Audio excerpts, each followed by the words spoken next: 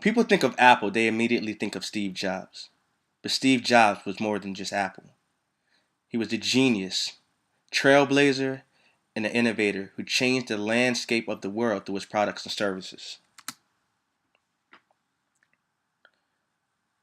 Which is why Apple and Live Nation have collaborated together to create the AppleNation project, an iTunes sponsored concert where the proceeds go directly to cancer research.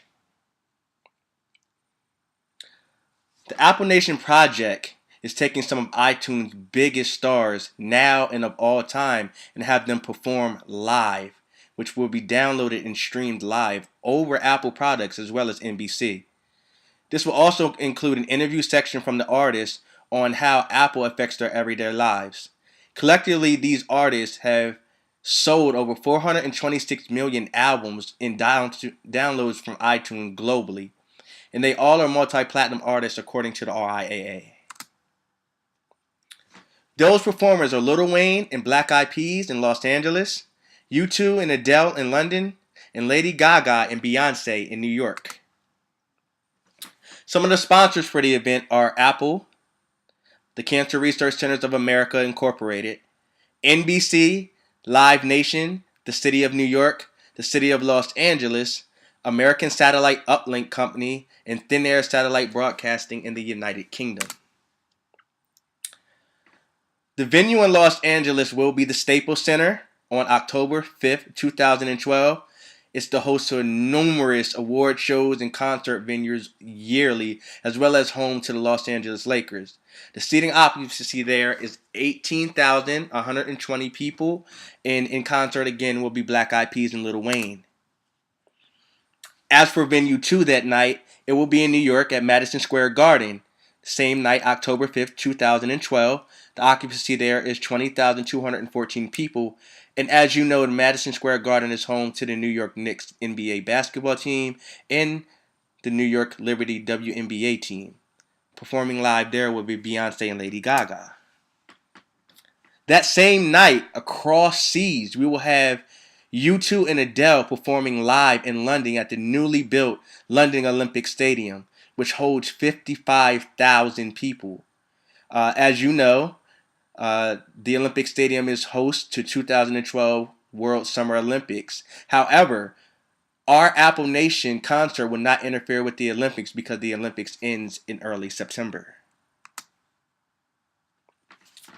What makes this project so interesting is we're going to be utilizing the Apple Live Lightning concept that was recently created through Apple. This will be broadcasted live over all Apple products, iPods, iPads, and Mac computers, as well as broadcasted live on NBC and MSNBC worldwide on television. We will be on location via satellite on all 3 locations, and it will be broadcasted live through both platforms at that time. Scheduled for Los Angeles for Lil Wayne. We will give him a courtesy call, letting him know to wake up, and we will have Maybachs pick Lil Wayne up to take him to the airport in Miami, as well as have him picked up in the Maybach in Los Angeles at 1:30. 2 p.m. we will actually take him to the W Hotel in Los Angeles, and then we will also escort him by 4 p.m. to do the sound clip at the Staples Center. By 8 o'clock, Lil Wayne performs live at the Staples Center. It will be broadcasted live over NBC as well as the iPods at that time. He will be finished his performance by 9:30, and we will escort him back to the W Hotel so that he can change his clothes and make his courtesy appearance at Jimmy Kimmel's show. By 11 o'clock, he will arrive at Jimmy Kimmel, and he will be on Jimmy Kimmel at 12.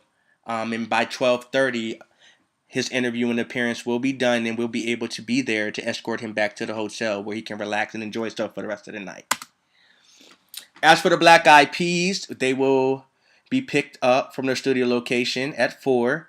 They are Los Angeles residents, so it's fairly easier to get them on location where they need to be at the Staples Center. At 5, we'll have them at the sound check. The satellite trucks will set up broadcast at that same time. By 7:30, their hair and makeup will be applied for the final staging and prepping. And by 10 p.m.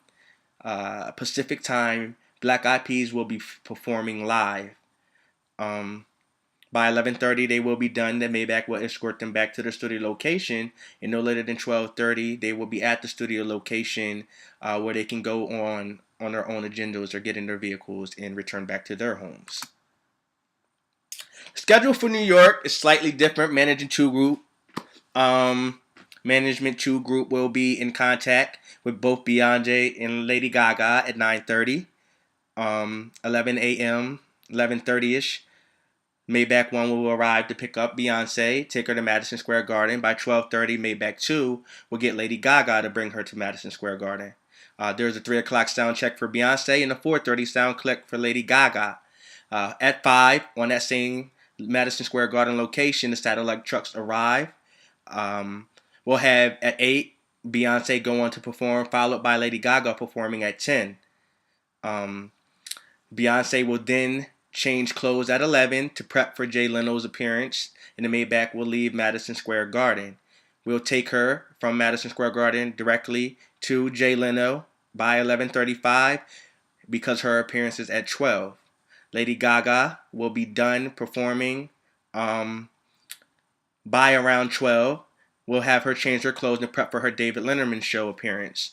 We'll leave by 12 from Madison Square Garden to have her at David Letterman show no later than 12:30, 12:35 is where shows go directly on and do her interview with David Letterman. By 1 a.m., both Maybachs are at locations, both Jay Leno and David Letterman, to pick the ladies up and return them back to their homes. As for London, Management Team 3 will contact both Adele and U2 to make courtesy calls sent out to the Maybach to pick them up. 2 p.m. Euro time, the Maybachs will pick both U2 up from their studio location and Adele from their homes. At 4 o'clock, the satellite trucks will arrive at Olympic Stadium in London. Adele's sound check will begin at 6. U2's sound check will begin at 7. Adele will perform at 8, followed by U2 live at 9. At 12 Euro time, Maybachs will arrive to pick both groups of artists up, and by 1 a.m. Euro time, the Maybachs will return both U2 and Adele to their pickup locations. There are many different riders for all of the individuals that are collectively in concert on that day. Very different, very diverse. As for Beyonce, she definitely wants a large couch, preferably leather, 2 lounge chairs, vanity table, coffee table, preferably dark-colored furniture, 12 dozen roses, 2 lamps with soft light bulbs, 3 working outlets, folding tables, and black tablecloths on all of her tables. Her makeup room should be near her dressing room. It must contain 2 folding tables. She wants all white robes, 4 white towels, a hand sanitizer, antibacterial soaps, and things of that nature must be included into her makeup room as well as her dressing room. As for food and beverages, she loves Fiji waters. She definitely prefers to have chilled bottles of Moet and Rosé for herself and her colleagues. Fresh cut lemons, lozenges, and throat drops, fat-free snacks at all time, and bottles of vitamin water, as well as complimentary bottle of Ace of Spade. These riders, again, vary per each artist. In addition to that, Lil Wayne would like bottles of Ace of Spade. He liked Cohiba cigars as well, so those are must for his rider, but every artist varies. Just to speak briefly on those. As for expenses, one of the biggest expenses as a whole is actually the venues in itself, which will be covered through advertisement, both by Apple and NBC on all 3 locations. I know NBC is actually taking 50 cents advertisement, as well as Apple is donating $1 advertisement for running their commercials, which will cover a good bulk of the expenses there. We're looking to have about $756,700 in expenses that will be easily covered through the profit that we're going to make. Um, just alone in London Olympic Stadium, we sold 50,000 tickets at $85 a piece, which brought in $4,250,000 in itself, bringing our grand total to $7,395,000 that will be made just on the event alone. Those profits will be split by the artist, the venue, as well as donations, with 10% of donations, which is the biggest and most important factor as to why we came together at $739,500 going directly to cancer research, which is excellent. Some of the risks that are involved, obviously, are power outages and things of that nature. You also have weather permitting situations that could come about because it is October. A lot of areas have high rain and things of that nature at that time. Um, the risk with that is fairly high, and it can directly affect the live broadcast as well as the live feeds, which could create loss of Apple download.